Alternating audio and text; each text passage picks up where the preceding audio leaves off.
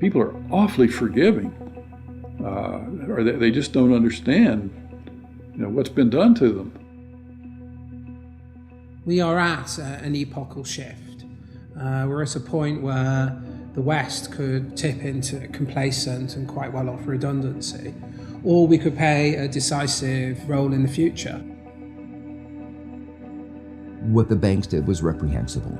That was why there was the outrage at the greed of the bankers when we gave them money that was supposed to help them lend to others, but they decided to use that money to pay themselves bonuses. For what? For record losses? We are governed by corporations today, often by corporations that don't have very much interest in the United States of America. I don't know what happened, man. What happened to the United States? It went so far in the ditch. At what moment did it all go bad? Was it disco? Was it Donna Summer? Is that what killed America?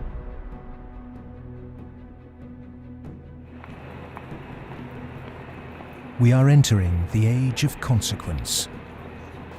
A rapacious financial system, escalating organized violence, abject poverty for billions, and the looming environmental fallout are all converging at a time when governments, religion, and mainstream economists have stalled.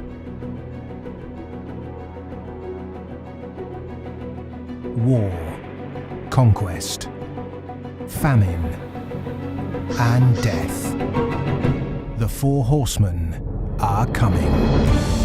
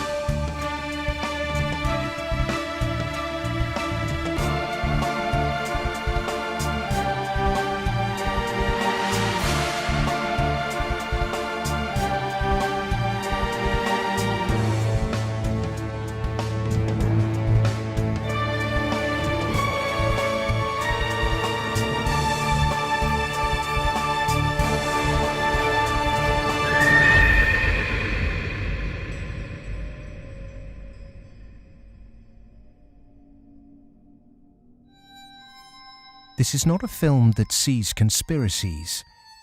It's not a film that mongers fear.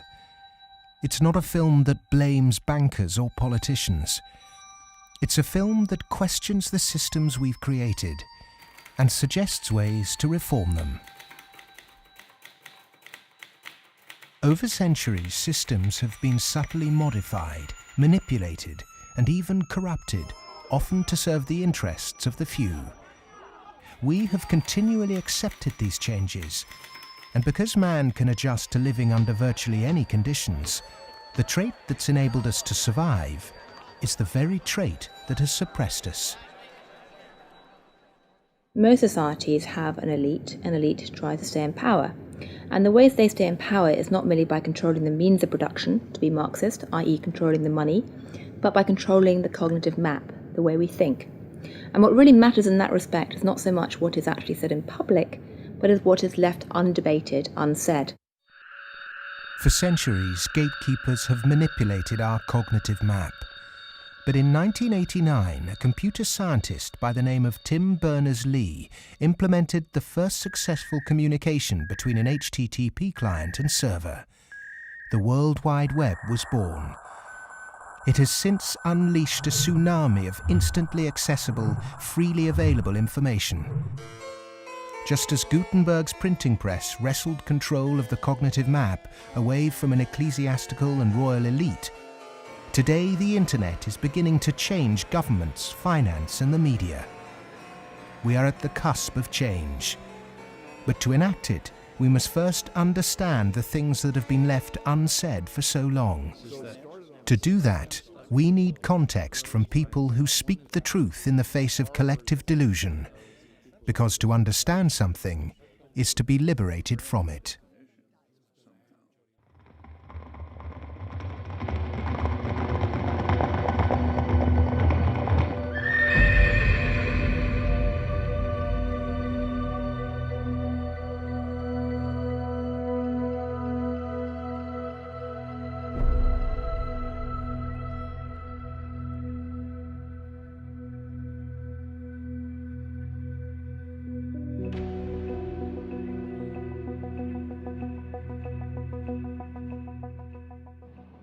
The end of World War II, we had 50% of the world's gross domestic product. We were making 54,000 airplanes a year, 7,000 ships, et cetera, and we were the new Rome.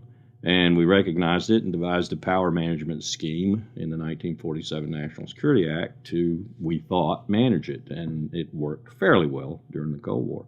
But we haven't done anything since, and I think that's another sign of our inability to grasp the new world, if you will.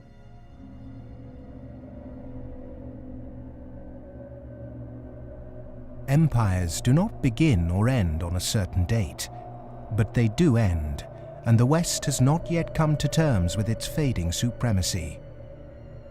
At the end of every empire, under the guise of renewal, tribes, armies, and organizations appear and devour the heritage of the former superpower, often from within. In his essay, The Fate of Empires, the soldier, diplomat, and traveller Lieutenant General Sir John Glubb analysed the life cycle of empires. He found remarkable similarities between them all. An empire lasts about 250 years, or 10 generations, from the early pioneers to the final conspicuous consumers who become a burden on the state. 6 ages defined the lifespan of an empire. The age of pioneers, the age of conquests, the age of commerce, the age of affluence, the age of intellect, ending with bread and circuses in the age of decadence. There are common features to every age of decadence. An undisciplined, overextended military, the conspicuous display of wealth, a massive disparity between rich and poor, a desire to live off a bloated state, and an obsession with sex.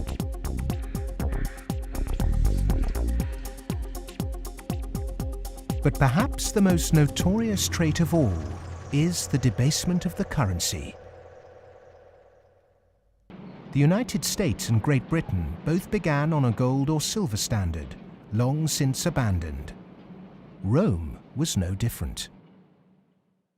So it started on a principle that was very sound, and it was on a silver standard. But as it corrupted further and further and further, the Roman denarius got to the point where it was basically a copper coin, and they learned how to plate, and it was washed in silver, and in circulation the plating came off.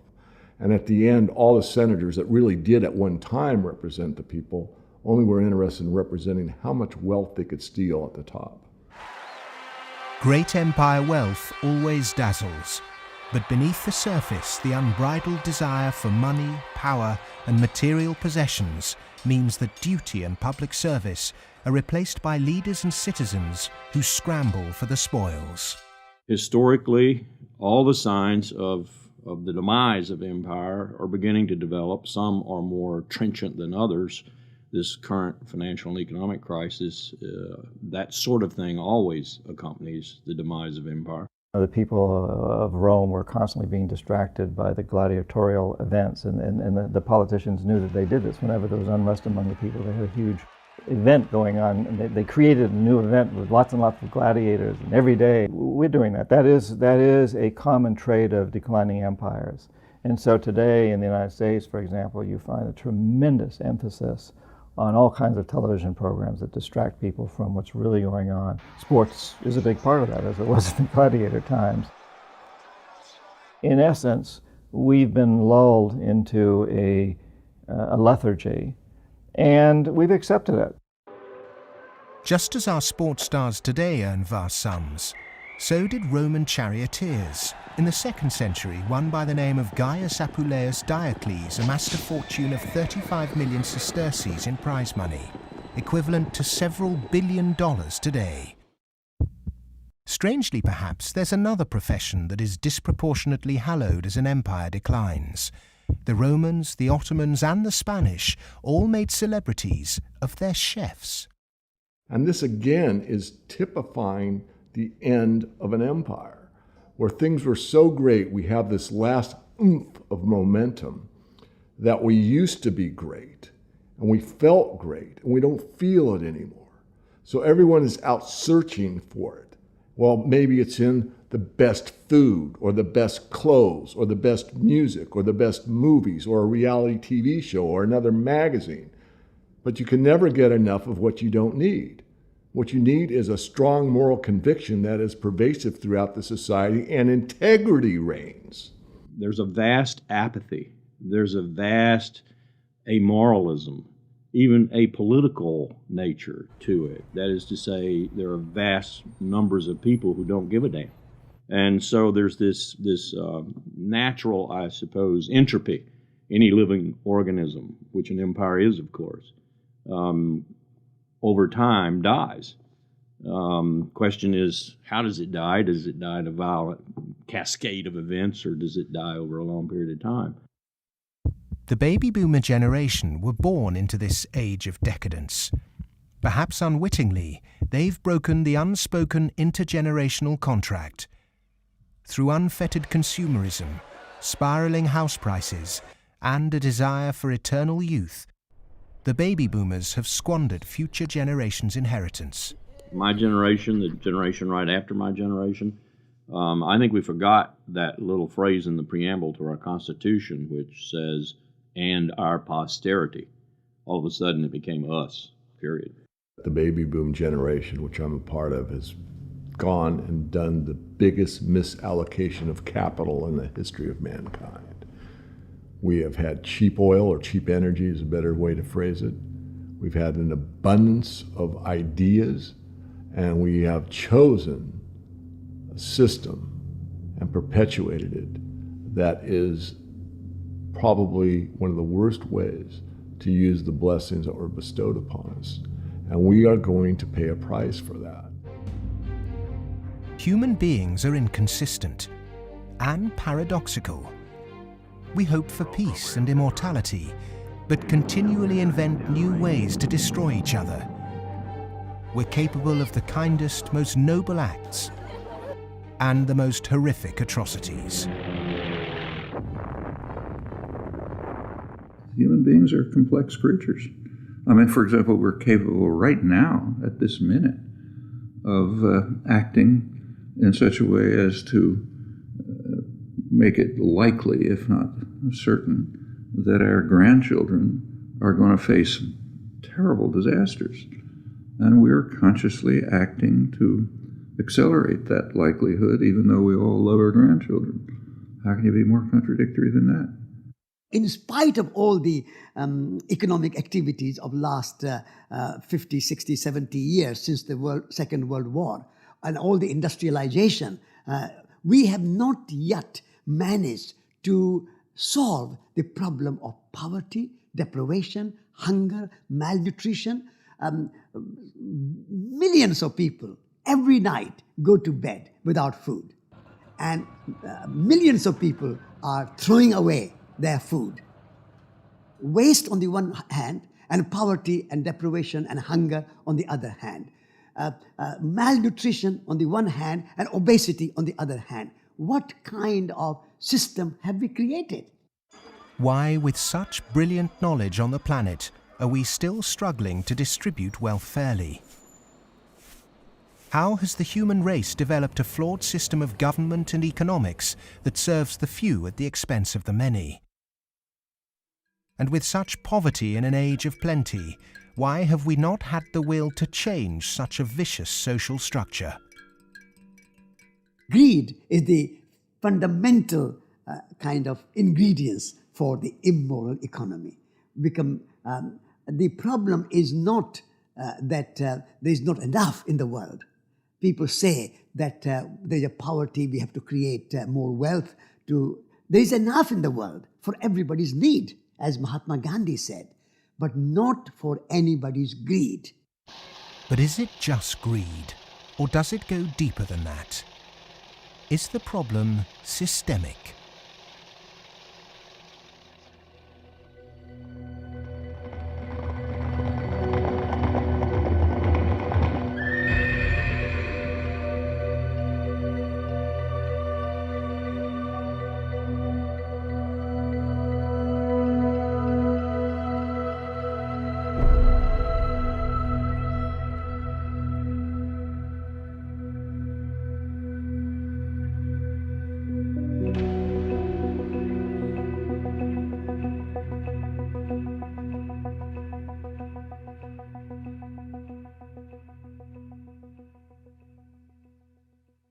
As a civilization, we've obviously had a great run. We've done very well. We had the Industrial Revolution. We survived that. We built a lot of modern military technology. We've survived that so far. We built a banking system, and we're still struggling with that part of it. But we've had a good run. It's kind of like when I was working on Wall Street for 7 years. I had the experience some people would have. Let's say working at a meat processing plant, they become vegetarian. You work on Wall Street and you see how these banks like Goldman, JP Morgan, these other banks make money. When you see money, it kind of makes you sick. Well, I think if the people knew what the banking system is up to, as Henry Ford said, there would be a revolution tomorrow morning. The fact is most people think that what a bank does is lend you money that someone else has put in the bank previously. But what a bank actually does, what a commercial bank does, is to create money from nothing and then lend it to you at interest. If I do that, if I manufacture money in my own home, it's called counterfeiting. If an accountant creates money out of nothing in the company accounts, it's called cooking the books. But if a bank does it, it's perfectly legal. And so long as you allow fraud to be legalized, then all kinds of problems are going to pop up in the economic system, which you can't do anything about. Private banks create money out of nothing and lend it at interest. Now, that sounds absurd. When I teach sophomores, about money and banking and how banks, they never believe it. And so you have to go through it again and again. Yes, banks really do create money. They really do. Here's how it happens. And it's absurd, and they're right to doubt that could possibly be what's really going on. But it is. Now, if the banking lobby is very strong, they're going to say, well, we don't want to change this system. We're making so much money out of it. What we have to do is, A, try and convince the people that it's their fault, that their wage claims are too high, and that's why we're having lots of inflation, or people are speculating on housing, and that's why house prices are going up. What they're not going to say is that this is happening because banks are creating money out of nothing and pumping it into the system, and that's why prices are going up. But how is it that we've ended up with a system in which banks have the power to create money? Since 1971, when President Nixon took the United States off what was left of the gold standard, the world has operated under a system of money known as fiat. The dollar, the pound, the euro are all government fiat currencies. Fiat is a Latin word meaning let it be so. It is the law that this government currency be money. Indeed, without that legal enforcement and the fact that we must pay taxes with this money, that dollar bill or that computer digit that represents a dollar would be pretty much meaningless. Only the government has the power to issue fiat money, but banks can create it through lending. Over the last 40 years, since this system of fiat money became the global norm, the supply of money has grown exponentially. In fact, we've seen the greatest growth in the supply of money in history. But who benefits? Of course, those that have the power to issue money, governments and banks. Then, those companies and individuals that get this money early. They can spend it before the prices of the things they want to buy have risen to reflect the new money in circulation. In other words, they get services, products or assets cheap. But prices soon rise, So holders of assets such as houses or shares will then see gains without there necessarily being any improvements to the company or house in question. Often this can lead to speculative bubbles. But what about those at the bottom of the pyramid? Those on fixed wages or incomes, those who live in remote areas, or those with savings? By the time this newly created money has filtered down to them, the prices of the things they want to buy have increased. Their savings buy them less, however, and their wages remain largely unchanged. In some cases, they have to take on debt just to be able to afford the things they were previously able to buy, which means they have to go back to the banks.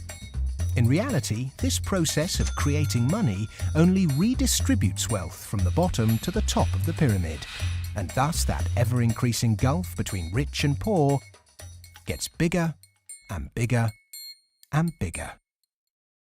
Well, when you get off the gold standard and you go into a fiat money currency, combined with a fractional reserve banking system, you end up compounding debt faster than you can ever possibly produce to support that debt. So eventually you're going to find yourself back into debt slavery. And that's what's happened in the U.S. For every dollar of GDP, for example, in the U.S., it also creates something like $5.50 worth of debt. Because this is what happens when our economy flips over and basically capsizes. And of course, the government solution now to address all the problems is basically to create more debt. You can never get enough of a currency that doesn't work.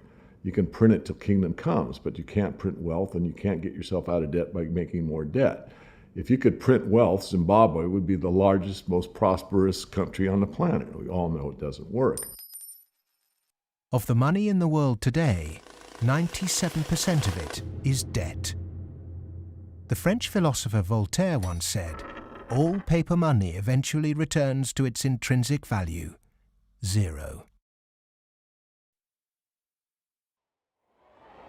For 3 generations, the world watched the fight between capitalism and communism. But in the 1980s, the Russian economy started to collapse. The Soviet Union capitulated, and so-called capitalism reigned supreme.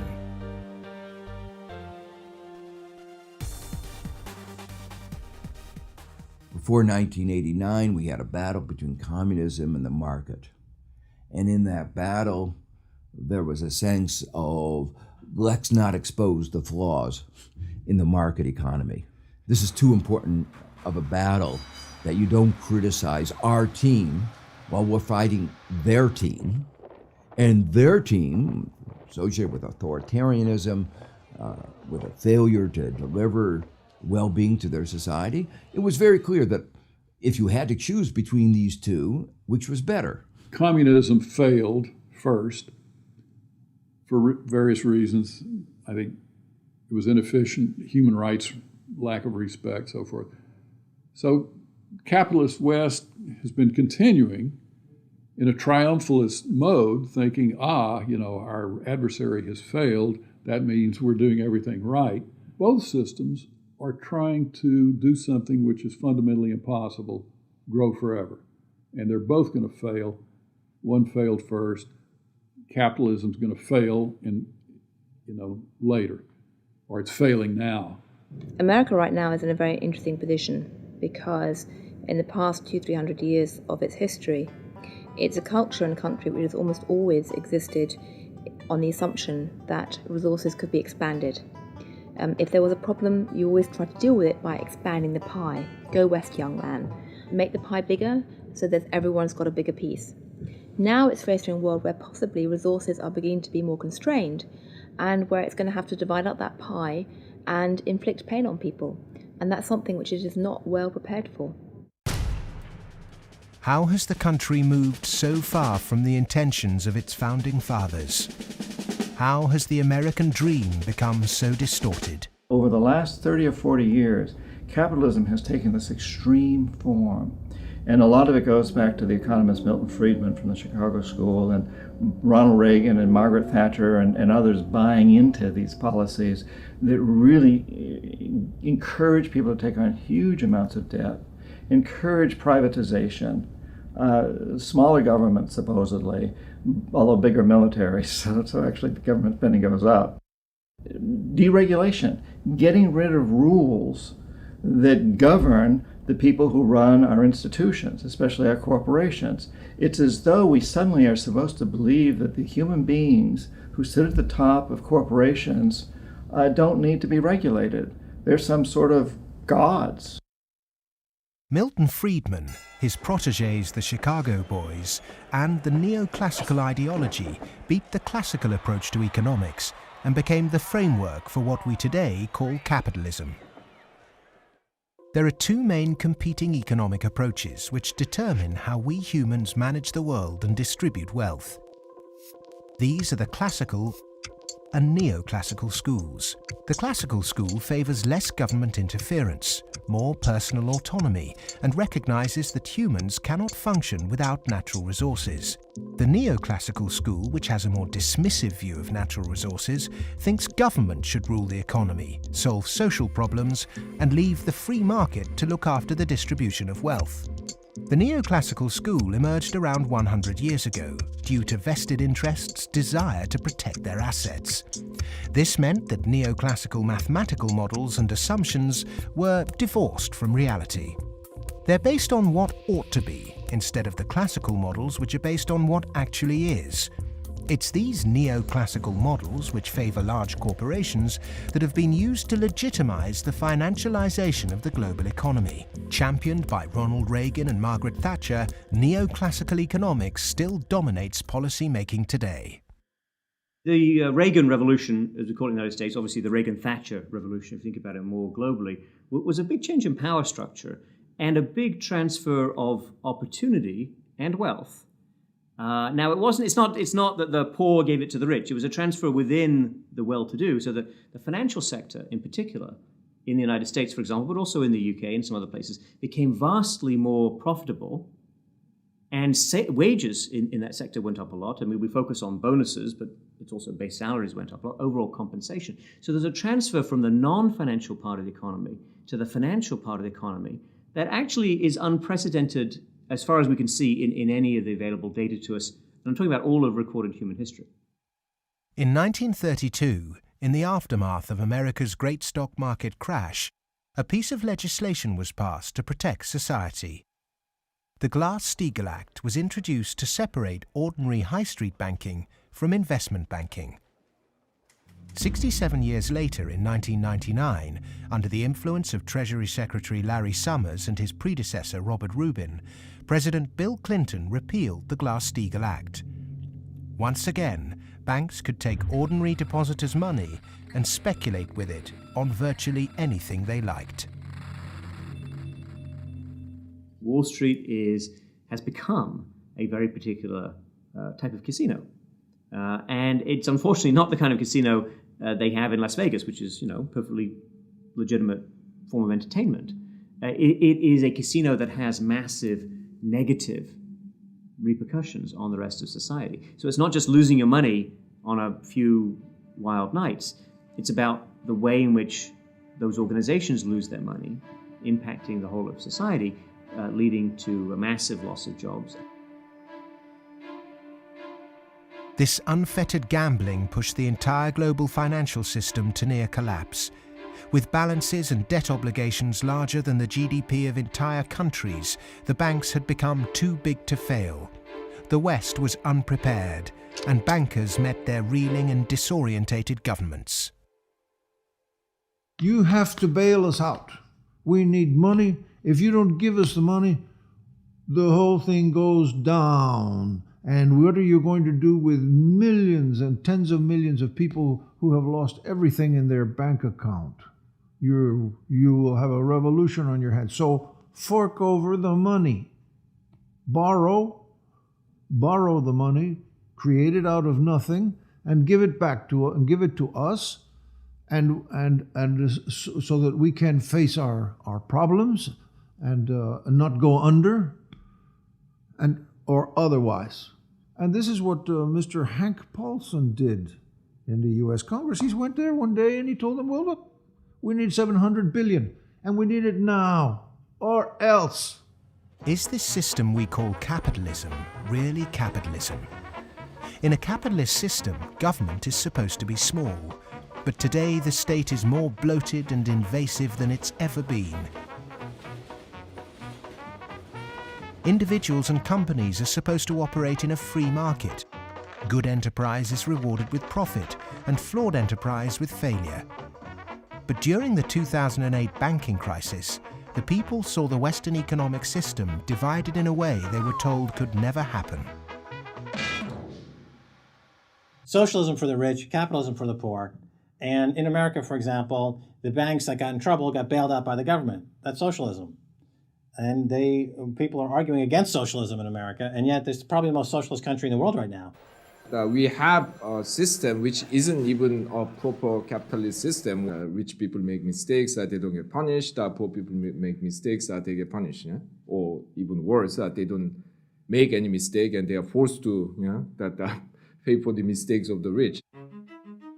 When the taxpayer is footing the bill for the misplaced speculation of bankers, then suddenly, instead of the economy serving the human being is now in perpetual service to amoral financial organizations.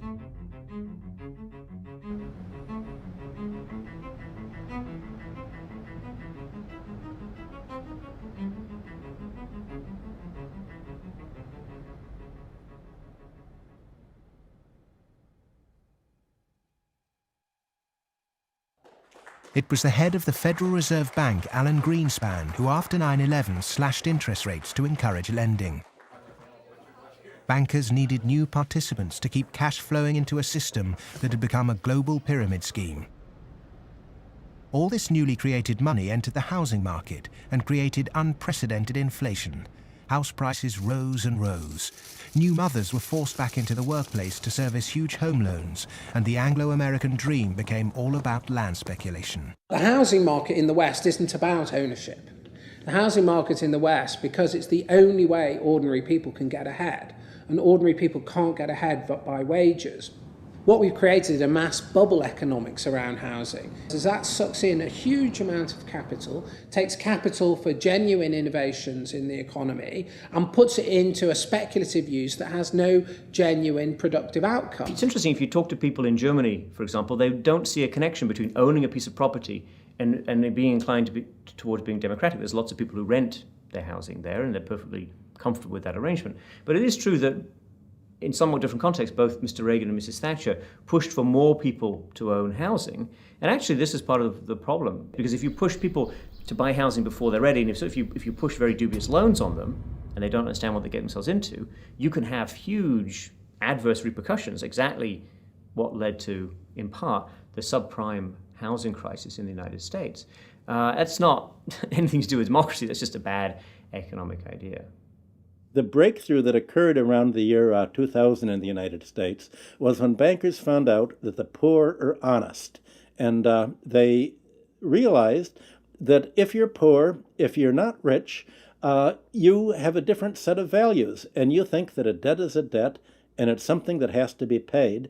And that people will try to pay the debts that they're stuck with, even if the debts are not valid, even if the debts are much more than they expected, even if they really can't pay the debts. The lending and banking institutions, when they drew up contracts with interest rates, with flexible interest rates, I think they knew in the beginning that these problems were going to come back later on, where folks weren't going to be able to afford the mortgages as the interest rates increased. It put a lot of people in situations where they were taking food out of refrigerators, taking kids out of higher education. They're not able to afford college anymore. And it is making a really, really bad situation worse. The banks engaged in what was a criminal conspiracy to charge more to the blacks and Hispanics. The banks got together, backed the Bush administration to block the state prosecutions of racial lending in order to exploit and charge more to the minorities.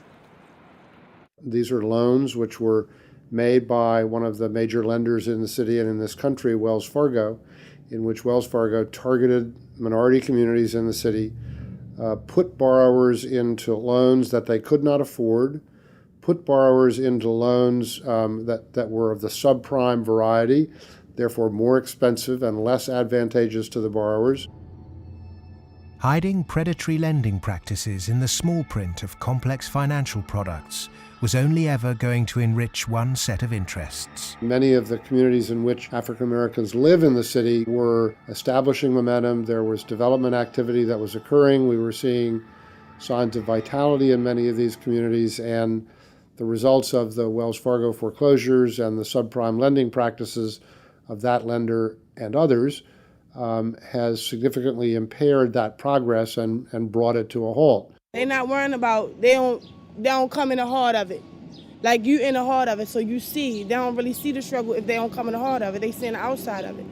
That's like looking at the cover of a book and seeing the outside of a book, but if you don't go inside the book, then you'll never know what the book about.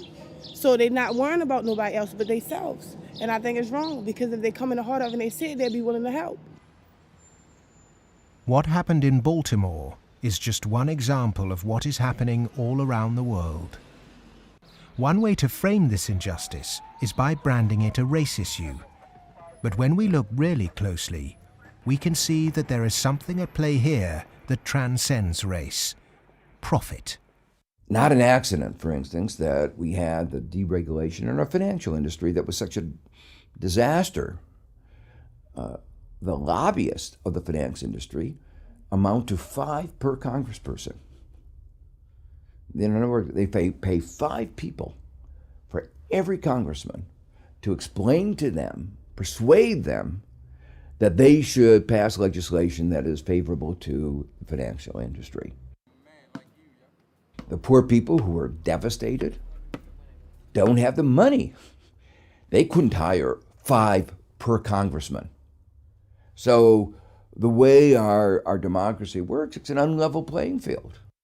The financial sector has acquired enormous power, partly through political contributions, so buying favors, but mostly through ideological control, convincing people that finance is good, more finance is better, and unregulated finance without limit is best.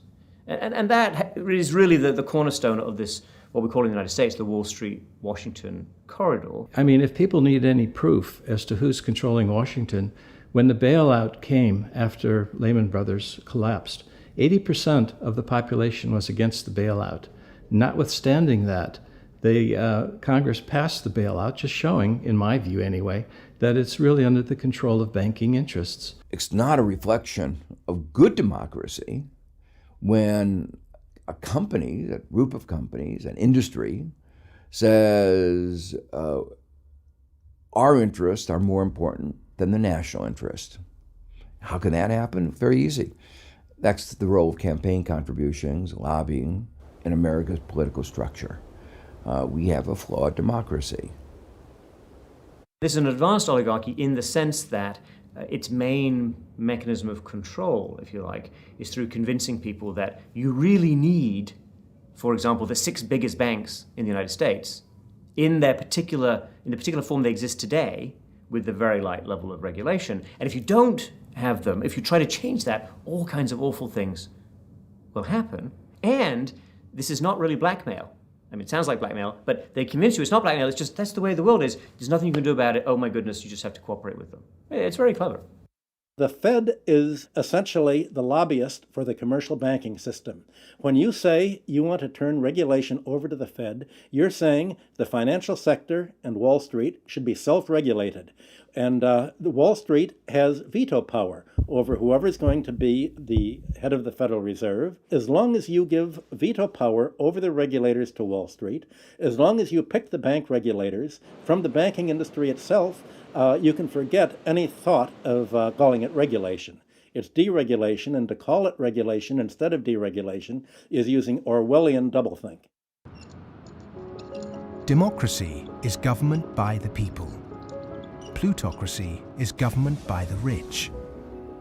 In a typical plutocratic state, economic inequality is high, social mobility low, and because of continuous exploitation of the masses, workers find it nearly impossible to climb out of poverty. The equal voting rights movement in the early 20th century abolished a system where rich people had more votes than poor people. But today, lobbying has put pay to that and reduced the American political system to a mere clearinghouse for the concerns of the rich.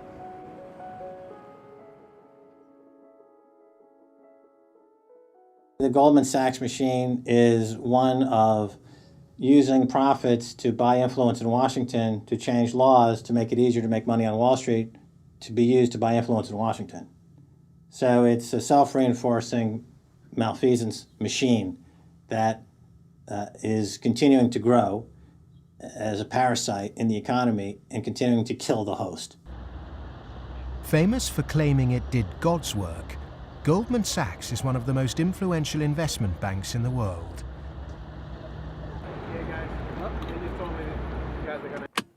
Its alumni often occupy positions of great influence in governments and central banks.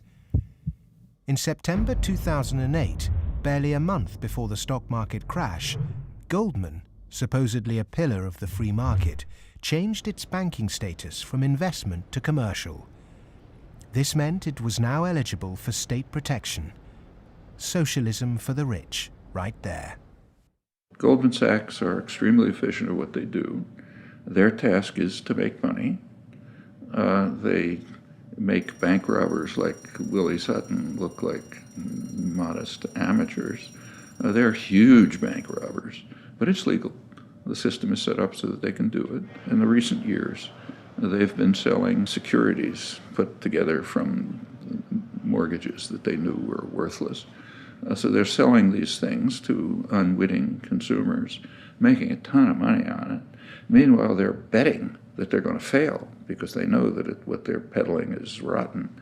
So they placed bets with it's called credit default swaps and other things with a huge insurance company, AIG, and that was insuring Goldman Sachs against the failure of the stuff they're peddling. During America's subprime collapse, Goldman traders Michael Swenson and Josh Birnbaum made a $4 billion profit by short-selling junk mortgages. Backed by Dan Sparks, internally Goldman Sachs called their position the Big Short and bet against their own clients. Senator Carl Levin called Goldman Sachs chief executive Lloyd Blankfein to a Senate subcommittee to testify under oath. Much has been said about the supposedly massive short Goldman Sachs had on the U.S. housing market. The fact is, we were not consistently or significantly net short the market in residential mortgage-related products in 2007 and 2008. We didn't have a massive short against the housing market, and we certainly did not bet against our clients. Riding the Big Short in 2007 made billions of dollars for Goldman. And so far, they've got away scot-free with this massive heist. So they're now back bigger than before, richer than before, biggest profits they've had in history, huge bonuses. They're doing great. A lot of what they're doing has, in fact, probably maybe all of it, has almost nothing to do with the benefit of the economy. Can there be any objection to genuinely talented people earning big money if they bring something new and tangible to the world? If they take great personal risks with their own money and actually bring greater prosperity for all? In a free market, if I have a brilliant idea that I can run an automobile on grass clippings, as an example, and I produce that car, my motivation might be to make money. But if the market says, my goodness, this is the greatest automobile ever invented by mankind, and I make $1 billion, I've not only served myself, but I have served everyone else that needs transportation. And that is the brilliance of a free market, is that paradox that you can serve yourself and simultaneously serve others. And that's what it's all about. But how many of the general public have achieved greater prosperity through a banker's bonus? It was against the holy backdrop of St. Paul's Cathedral in London that Goldman Sachs vice chairman and mouthpiece Lord Griffiths gave insight into how certain bankers really think. The devoted Christian defended extortionate bonuses. I'm not a person of despair, I'm a person of hope. And I think that we have to tolerate the inequality as a way to achieving greater prosperity and opportunity for all. The fundamental Christian view, and I would say of Islam as well, and certainly of Judaism, is that wealth is to be shared. money has to be shared. You can't take it with you. And from that develops a whole lot of stuff about justice and the economy and so on. And we've lost that, and instead we've got people accumulating more and more. And I just think it's disgusting that people have lost their homes, they lost their jobs, they can't pay their mortgages from bankers who made a big mistake and then paid enormous bonuses. I'm sorry, that is simply wrong. And I can't understand why we are not more vociferous about that. When rich people tell you that they specifically have to be rich through these egregious rip-off mechanisms, that's just self-serving propaganda and it should be disregarded. It is true that when you organize human society, some people get ahead and some people struggle. That's a natural mechanism. But saying, oh, we've got to have inequality, therefore Goldman Sachs must be organized along the following lines, that's a complete non sequitur. At what juncture, at what point does morality enter into the economic calculus? In a way, many people think that Adam Smith gave us a free pass, a way not to think about morality. Because what Adam Smith said was that individuals in the pursuit of their self-interest are led as if by an invisible hand to the general well-being of society. Now let me make it clear, Adam Smith didn't really say that.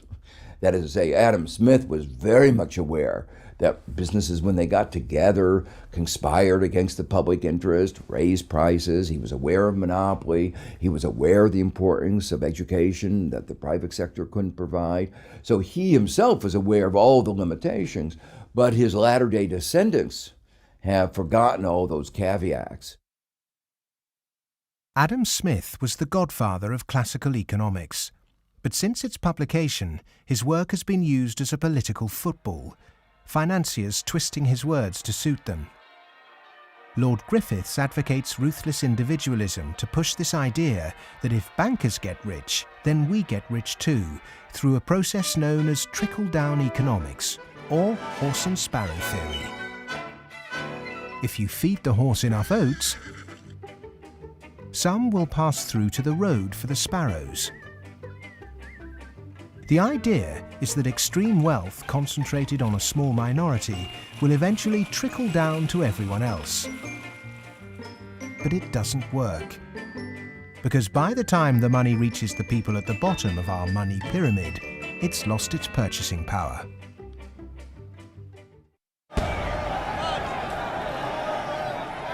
But the public are now confused as to why our political leaders have allowed this to happen, and quite naturally now ask why. Because our political processes are badly flawed. They're badly flawed because of the dependence on lobbyists, on campaign contributions. So that's why, my view, and a view I think of a lot of people, is that we have to restructure our political processes to give more voice to the ordinary citizen and less voice to the interest group, to the moneyed groups, to those who have taken such a large role in shaping our tax code, our regulatory regulations, and so forth.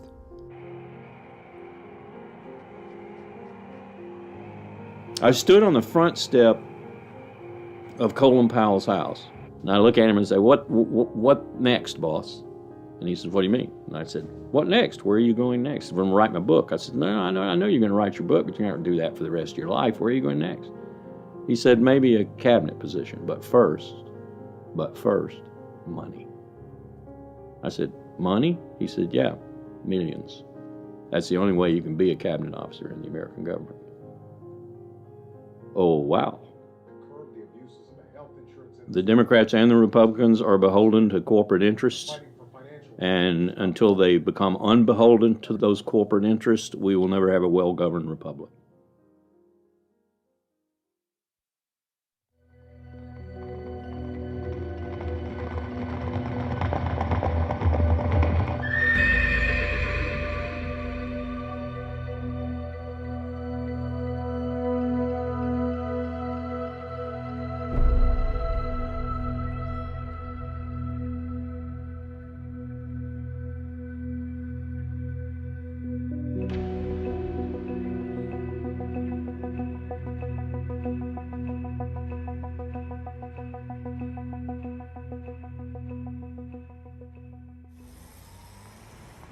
The inherent iniquity in our system of money, banking and politics has not just had consequences domestically, but also on a massive scale globally.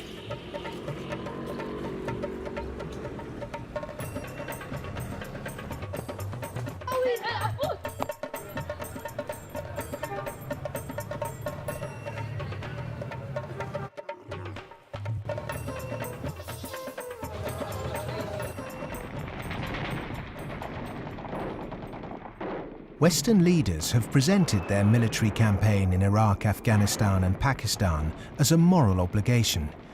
But are there other reasons for it?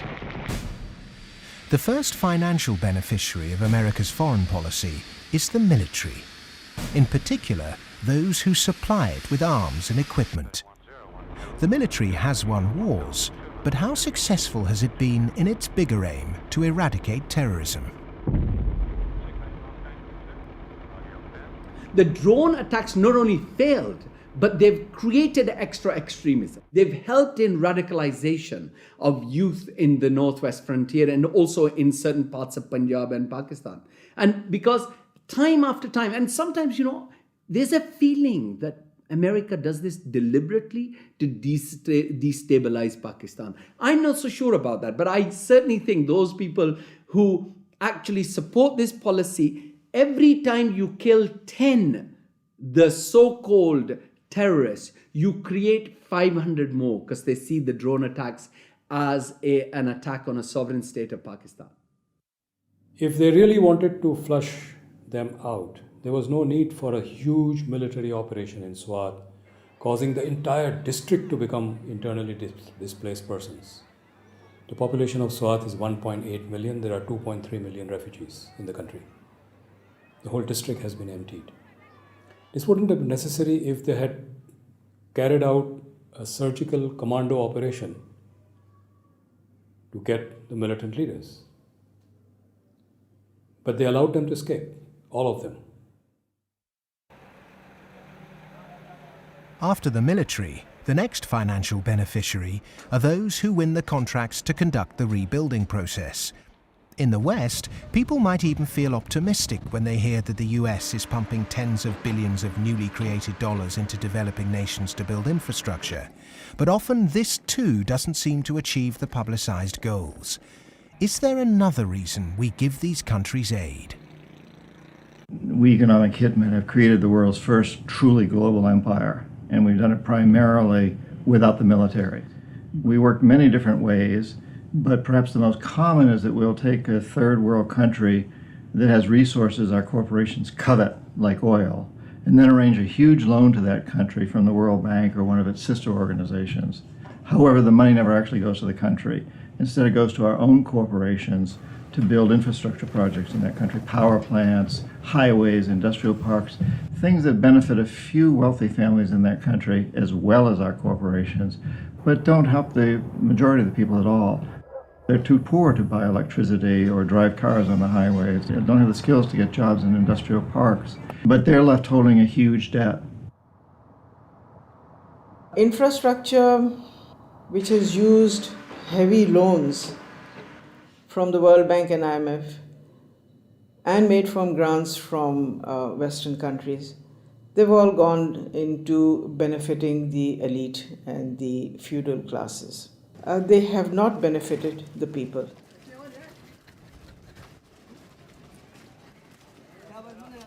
A lot of money goes to these consultants and companies from the West who charge huge amounts of money, and actually the real money on projects and on ordinary people is very limited. The masses have very little already. So those landlords who have the infrastructure and who are going to make money because of the infrastructure that is built through their roads, they will prosper.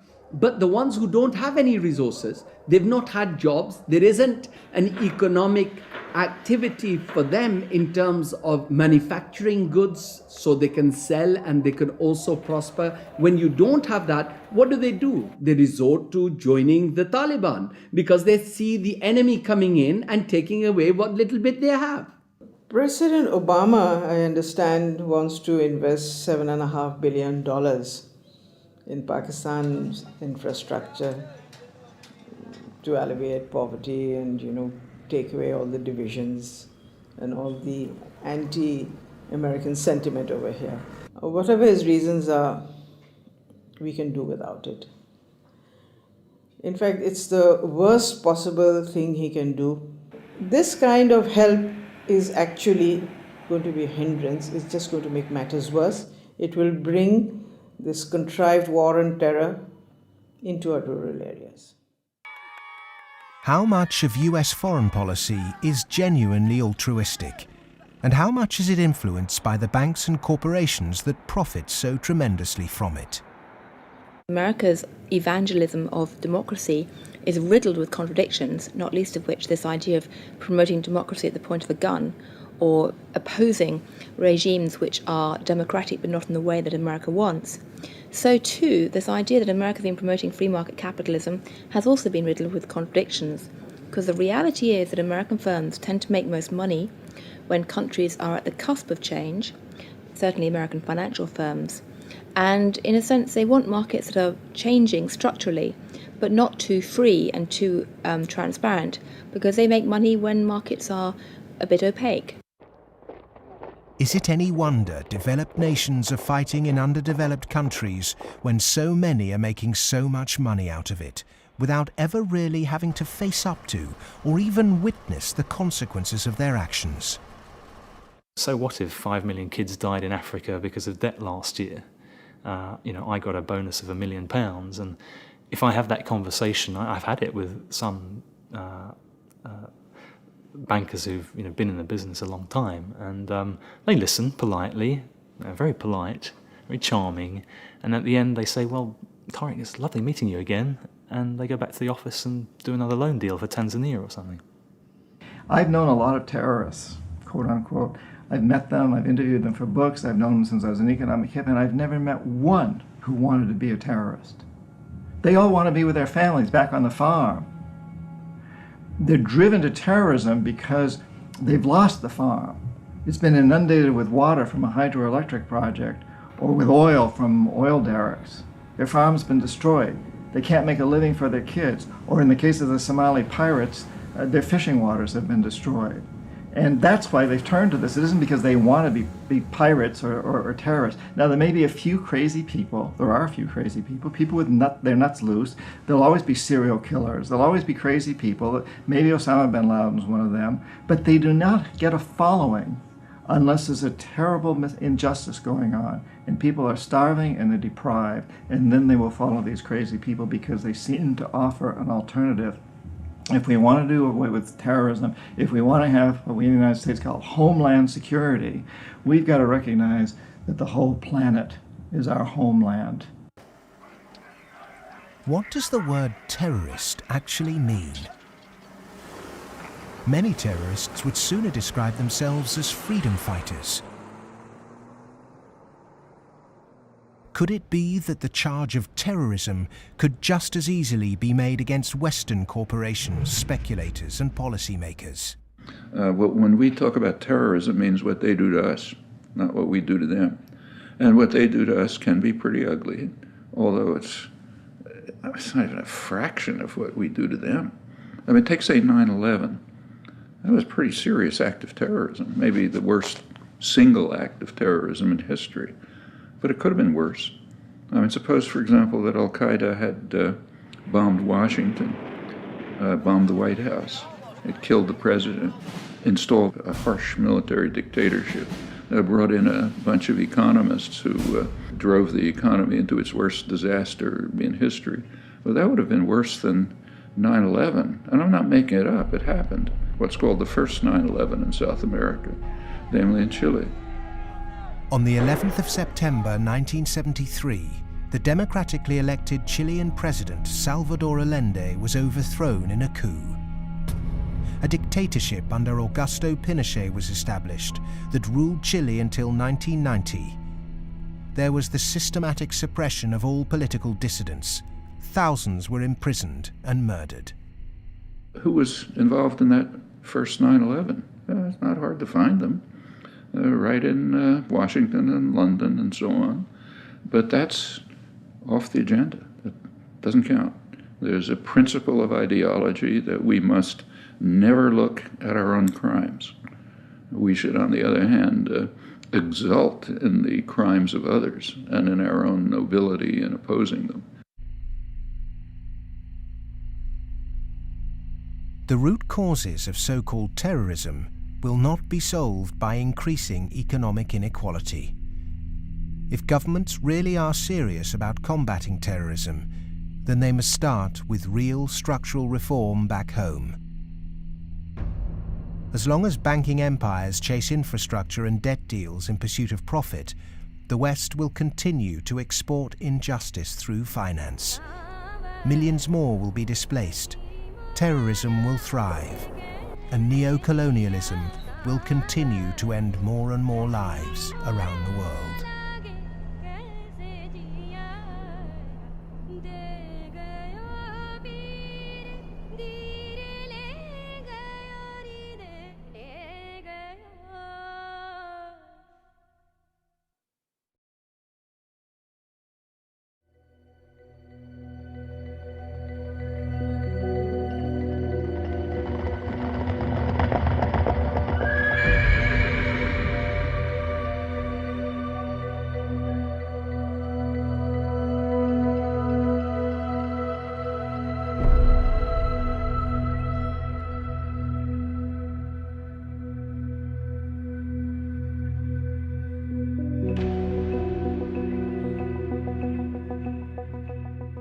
What's happened is that we have moved from a relatively empty world to a relatively full world. That is, empty of us and all of our stuff to now full of us and all of our stuff. In my lifetime, the world population has tripled. And the populations of other things, of cars, houses, boats, all these other things that put a load on the environment too, just like human bodies, those have vastly more than tripled. So the world is very, very full of what we might call man-made capital. And it's becoming more and more empty of what used to be there, what we might call natural capital. We are the first generation, we in the rich developed world are the first generation to have got to the end of the real benefits of economic growth. For hundreds of years, the best way of raising the real quality of human life has been to raise material living standards. And that's what's driven the huge rises in life expectancy and increases in happiness and other measures of well-being. But all those have now come detached from economic growth. And although life expectancy continues to rise in the rich world, it's no longer related to the amount of economic growth a country has at all. And the same is true of measures of happiness and measures of well-being. The paradox is the more we grow, the more poverty we create. Our self-interested economic system seems to be continually missing a trick. So as we keep plundering the Earth's natural capital, is it time to rethink our Western definition of progress? When I look at the world, I look at it much the way Royal Dutch Shell looks at it. They have one of the best strategic entities in the world, private or public. And Royal Dutch Shell has posited two scenarios. One is called Blueprint and is obviously a planned corporate structure where world leaders get together and they think about things like energy transformation, planetary warming, and dwindling fossil fuels and so forth. The other is called Scramble. And Scramble is pretty much what it sounds like too. It's a mess. Interestingly enough, in 2075, the ending year for these scenarios, as I recall, we get to about the same place. It's just that Blueprint leaves a lot less blood on the floor. Scramble leaves a lot of blood on the floor as people fight for these resources and so forth. The reason oil companies are drilling miles under the sea is that the world's easily accessible oil has already been found and largely consumed. Not only are oil supplies dwindling, major new metals discoveries are becoming increasingly rare. 40% of the world's agricultural land is seriously degraded, and ever more volatile yields continue to be unevenly distributed. It may be that the looming environmental threat is not global warming, but the exhaustion of the world's resources. We're We're going to have struggles for finding land sufficient to grow the agricultural products for what the United Nations says is going to be a 9 billion Earth population. We're going to struggle over non-renewable fossil fuels as they run out. I think Shell posits about 2075 they'll be gone. And we're going to struggle over things like water and other precious resources that are necessary to our life and to our economy. And this could be, as Shell says, a blueprint affair with world leaders working together to share alike. Or it could be a real mess, and Shell, incidentally, bets on the mess. Just like the baby boomers' failure to look to the next generation, our outdated competitive mentality for a world of depleted resources could have devastating consequences. Our economic setup encourages one-upmanship, competition and comparison, whereas the progress humans have made over millennia has been largely based on cooperation. In any species, in almost any animal, there is always the potential for huge conflict, because with any species, all members of that species have the same needs, so they might fight each other for food and shelter and nest sites and territory and sexual partners, all that kind of thing. But human beings have always had the other possibility. We have the possibility to be the best source of support and love and assistance and cooperation, much more so than any other animal. And so other people can be the best or the worst. You can be my worst rival or my best source of support. In a progressive society, to meet our common economic, social and cultural needs, we must move from globalization to localization. The benefits of a communal sense of fellowship, responsibility and purpose in a life driven by production, not consumption, would lead to happiness and satisfaction. Indeed, we must ask, have our modern consumerist lifestyles made us happy? I think if one had been living in the 19th century and somebody had told you that 100 years later people were going to be living in this extraordinary wealth and comfort, with central heating and being able to throw away such a high proportion of our food as we do, we'd imagine that we'd be living in a state of extraordinary social harmony and everything would be rosy. And it's really quite remarkable, the contrast between, if you like, the material success of our societies and the social failure. The growth economy demands that we make consumption a way of life. He who dies with the most toys became the ambition, and retail replaced spiritual satisfaction. Unsurprisingly, sales of antidepressants skyrocketed.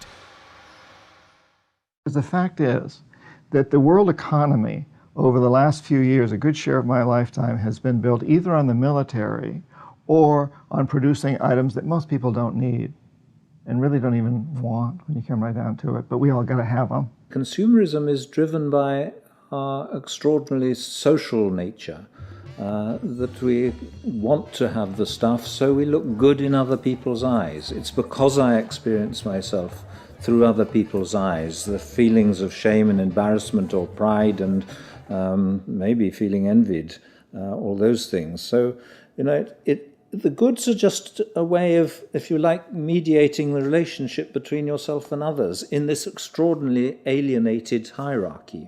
What's really suffered is human relationships, family life, the things that really matter to us. And in the end, the only thing that makes human beings happy isn't money. It's very clear that past a certain level, you only get marginal gains from wealth.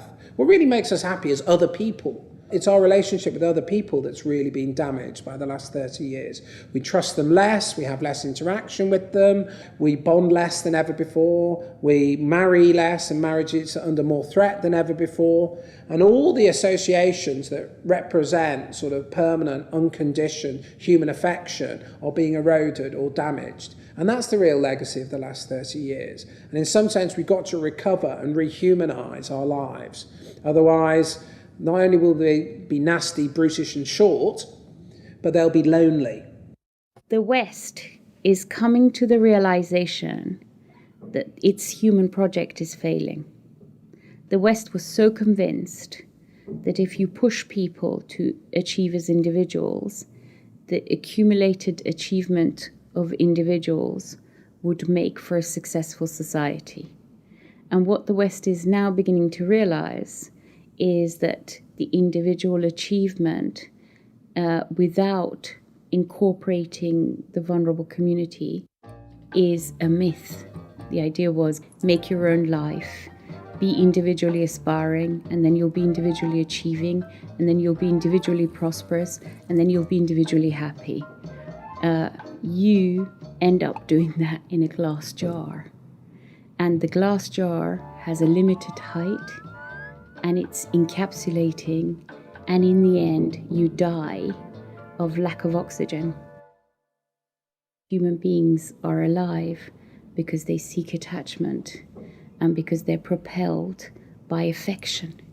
So the isolated, achieving individual in the end implodes. In order to find a purpose in life, it has to be outside yourself. It matters not how you construct it outside yourself, as long as it's a positive value added to society pursued. But it has to be outside yourself. It can't be yourself. If you're pursuing yourself, you're pursuing the abyss, as Nietzsche said. You are going to wind up in the abyss.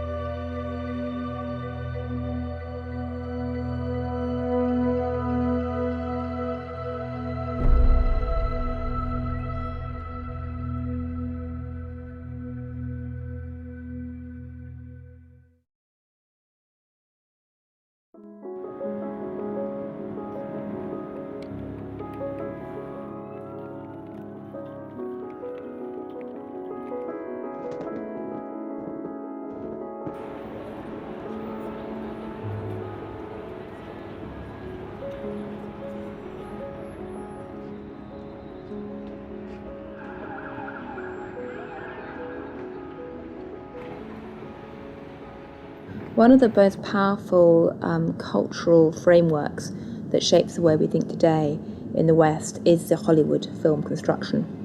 And it follows a particular cultural pattern in that there is a beginning, there is a middle and an end, there is drama, tension, there's resolution, there's usually a goodie and a baddie, and there's usually a story told through the medium of human beings.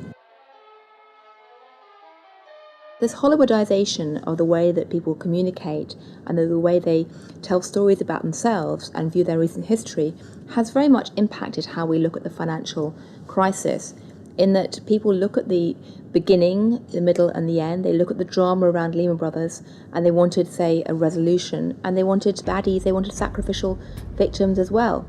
So people have focused on a few individuals. And the idea that somehow it wasn't just one or two individuals who were at the root of the problem, it was a systemic problem, that actually almost everyone who participated was in some way guilty, either of outright negligence or simply failing to ask the right questions or simply failing to ask why money was so cheap for so many years.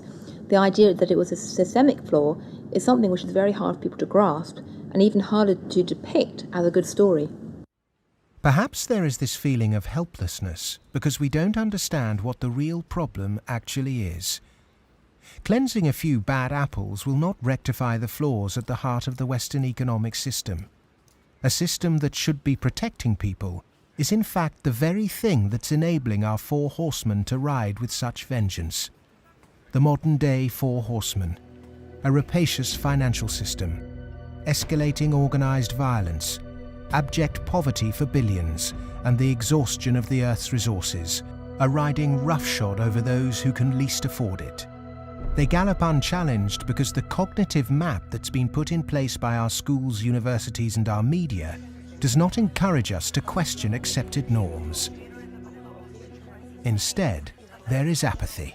In a sense, I think we're rather depressed societies. We've got used to the idea that there's nothing that can be done. There is no alternative, that, we're never going to deal with these environmental problems and we live in a dog-eat-dog society and that's it. I think what we have to take away from this is a recognition that most of these problems can be very substantially improved by making our societies more equal, reducing the income differences, and that also helps us to solve the environmental problems. We can reach a society that is qualitatively better for all of us. Well, the apathy is sort of engineered because you don't have any discussion of this in the public media. Hardly by surprise, the public media are owned by the real estate and the financial interests, and they're not going to explain to people the integration between the financial, insurance, and real estate sectors, the FIRE sector. There's this disinformation going on, passing the buck, denying what the real driving factors are. All of these are common strategies. In fact, even in education, you can see that banks have helped to set up universities. They've funded them. They fund think tanks. They have educational foundations. They own newspapers. All of this stuff is going on as a kind of propaganda exercise so that the people don't actually work out what the problem is. You should not assume because you don't have a background in economics or in law that these issues are somehow too complex for you. They're not complex at all. It's very simple. It's about power, and it's about democracy, and you understand that just as well as I do. One source of this disinformation is the neoclassical school of economics. These economists and academics have been successful in convincing the world that their models were gospel. But just as Gutenberg's printing press was revolutionary in the 16th century, today we're at the dawn of internet enlightenment, which will remove the cloud of ignorance upheld by academic and media gatekeepers. Education can be a form of mass mind control, and it's astonishing that today neoclassical economics continues to be taught in all Ivy League universities. I do get letters from students in economics departments at other universities. They're into some graduate program or something, and they say, oh, I just read such and such that you wrote, and this is the kind of thing that interests me. I'm stuck in this program here in which, I can't even talk about any of that. What's your advice? What should I do? What they're teaching you is what you're going to have to oppose, a lot of it. I mean, some of it's useful. But so some of it's useful, go ahead and learn it. And the other reason for learning the rest of it is know your enemy. An individual might not be able to change the system, but they can change themselves. If we're not offered proper education, we must begin our own. And a good place to start is to become reacquainted with the classical economists, and with something that so few question, but that affects us all, our system of money. If the monetary system of the world is not reformed, then we are headed towards the end of industrial civilization. I won't say that we're going to the end of humanity, but it's just going to be an absolute collapse of our world as we have known it, because it cannot function on fiat money. And none of those who are responsible for this want to admit it, but that is the fact. The fiat system of money is a man-made law, and it's been abused. Is there a form of money whose law is not set by man?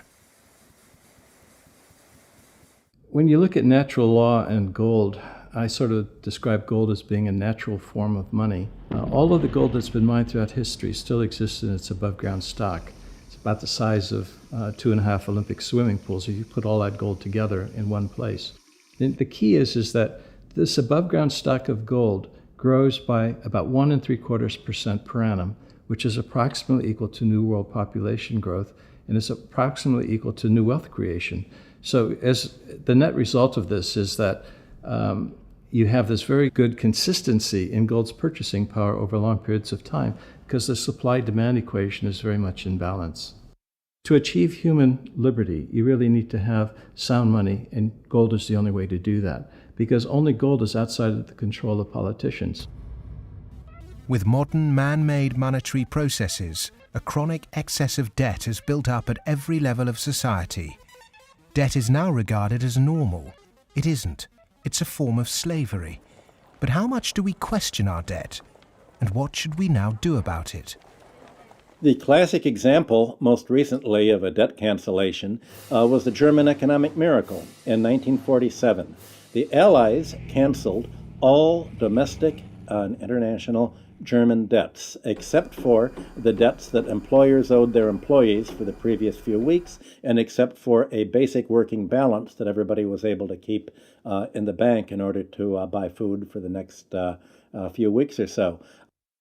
Essentially, you would follow the 5 or 6 pages that the currency reform of 1947 did in Germany. You would start with a clean slate. That means that everybody would own their property free and clear. And the problem here is that you'd wipe off the savings that are the counterparts of that.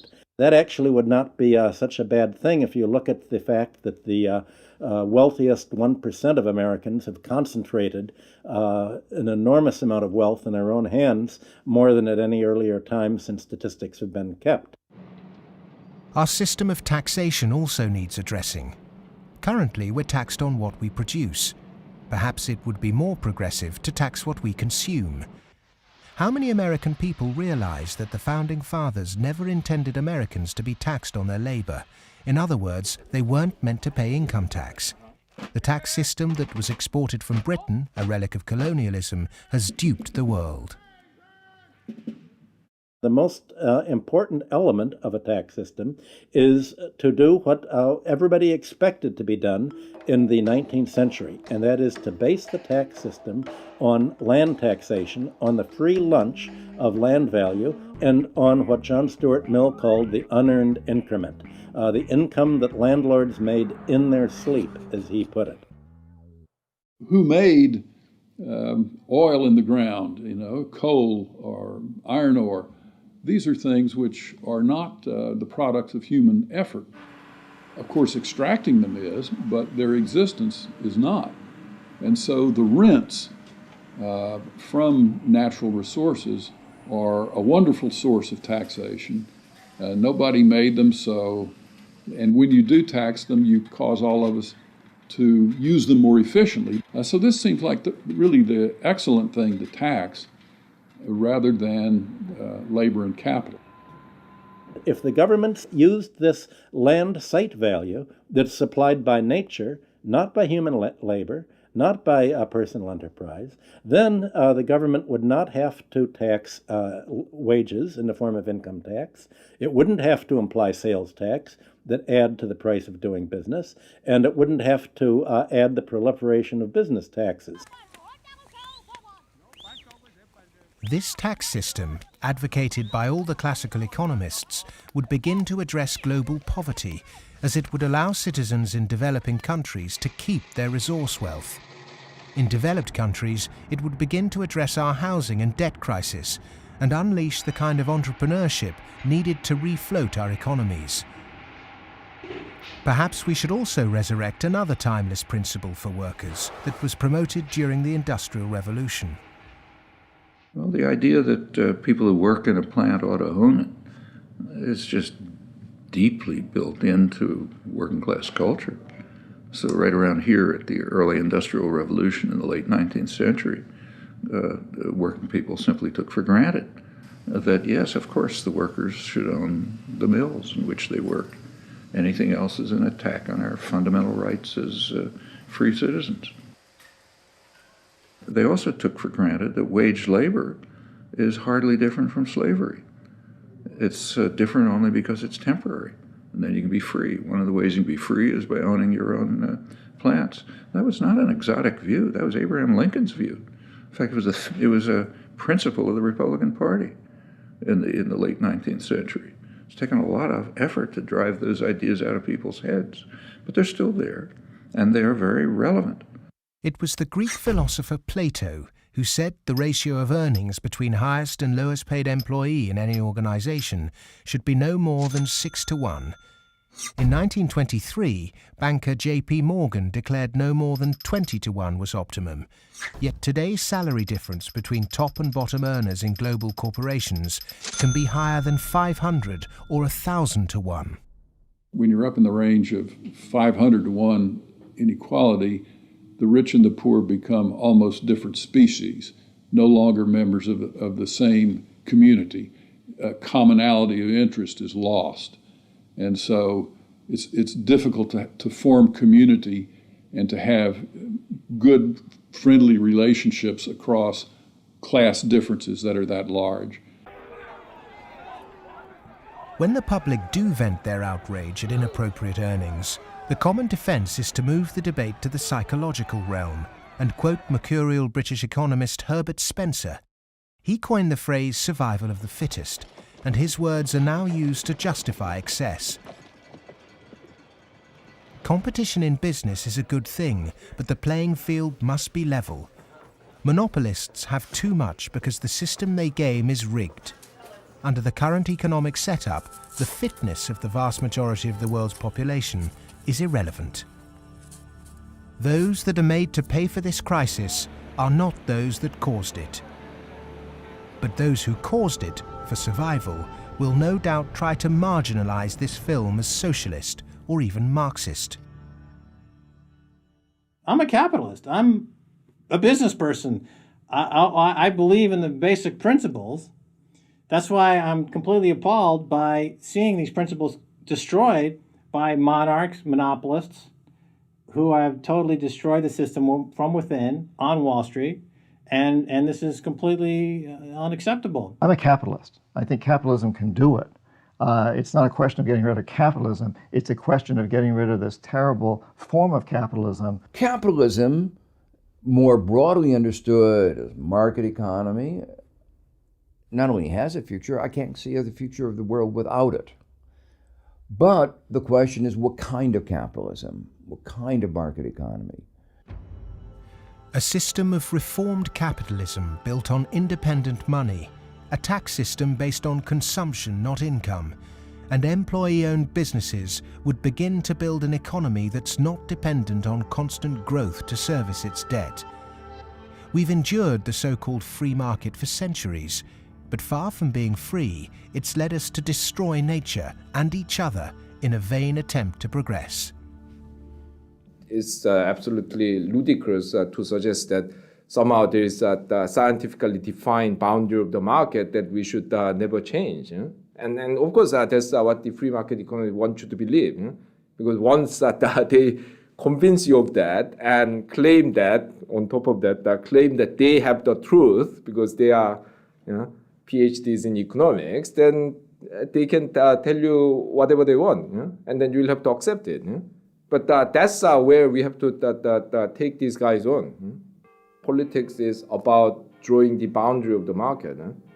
When you think about it, a lot of things have been taken out of the market over the last 2-3 centuries.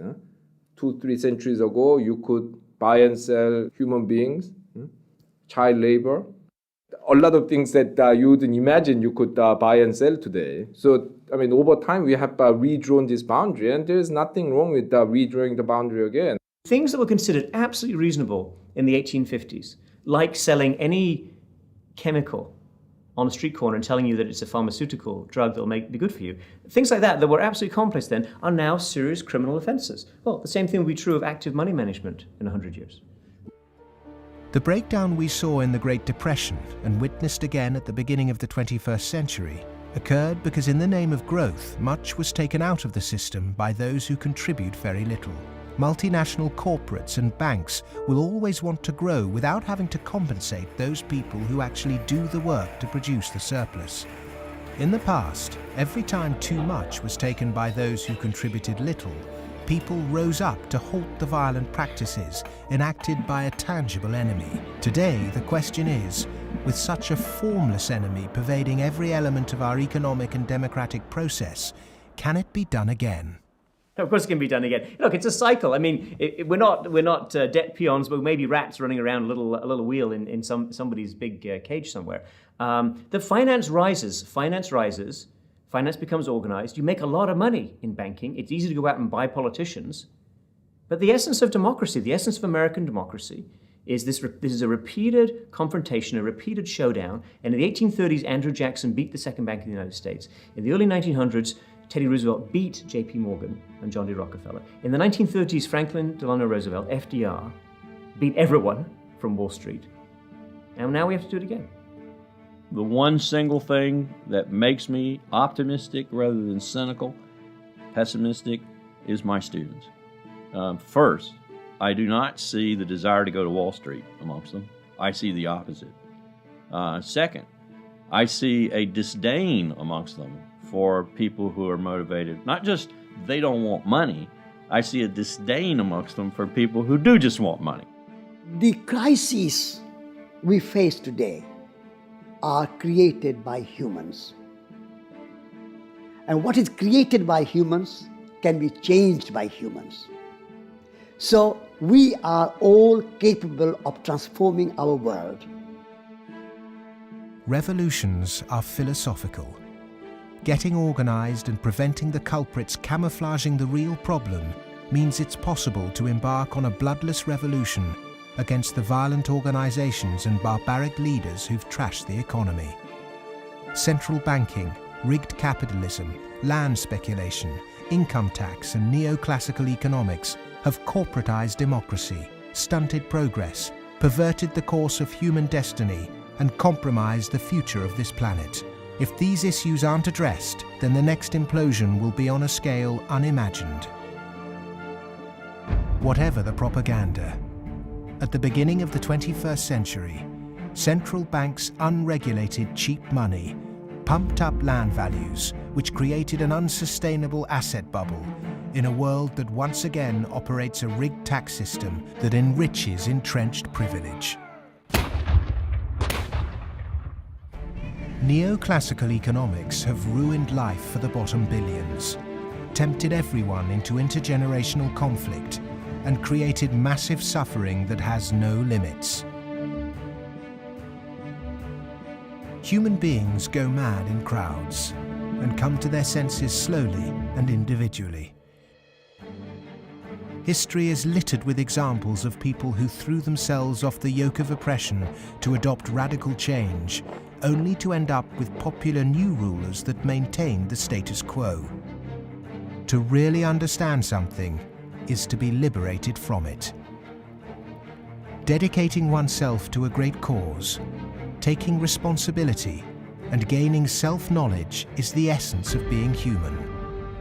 A predatory capitalist's truest enemy and humanity's greatest ally is the self-educated individual who has read, understood, delays their gratification, and walks around with their eyes wide open.